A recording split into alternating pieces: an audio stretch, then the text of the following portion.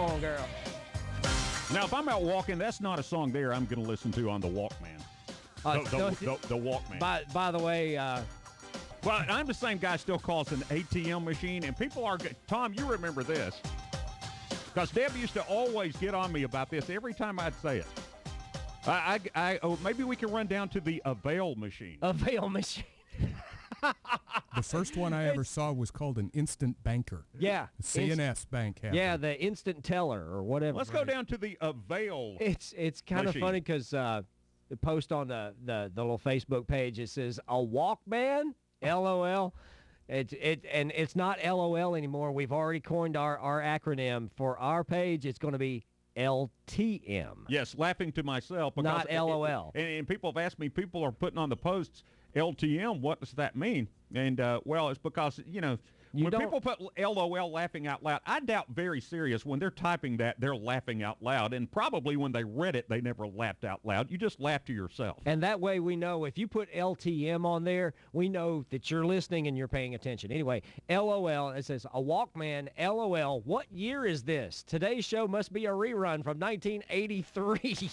Hey, if you're out walking this morning and want to listen to the mix in the morning, it's not on your iPod yet. That's right. You got to have a radio. So it's got to be your radio. You know, it's got to be a radio of some sort. Anyway, but we should look at. But I thought that was really funny because they talk about. They even posted a picture of a Sony Walkman from like the '80s with the cassette deck and the whole thing. I mean, I will say, go to the Avail. Let's go to the Avail machine and get some cash out. And she'd go, what? the what? And it used to like we get in the thing. I mean, I'd call it a commode, and I get laughed at every time I called it a commode. It's the toilet. No, it's a commode. and here's another word. Invented by Thomas Crapper, and I've always thought that was really strange. Coach, let me ask you a question.